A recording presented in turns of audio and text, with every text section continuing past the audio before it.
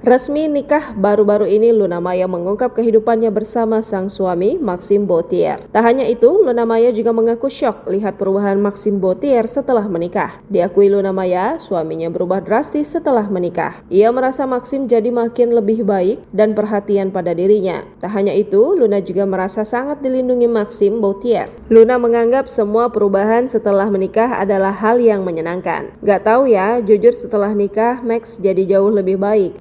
Sebelumnya udah baik, cuma setelah nikah jadi setiap hari lebih. Iya, aku juga kaget sih, tapi ini ya maksudnya menyenangkan sekali. Tutur Luna dilansir kompas.com. Maxime sendiri juga merasa jadi lebih protektif pada sang istri. Menurutnya, instingnya kini telah berubah karena dirinya sudah berstatus sebagai suami. Lebih lanjut, keduanya mengaku kini tengah beradaptasi dengan perubahan-perubahan setelah menikah. Termasuk Maxime, ia juga mengaku jadi tahu kebiasaan-kebiasaan baru istrinya. Selain perubahan Maxime Bauthier, Luna Maya juga beradaptasi dengan suasana rumah yang berbeda. Ia menyinggung soal barang-barang yang makin bertambah setelah menikah.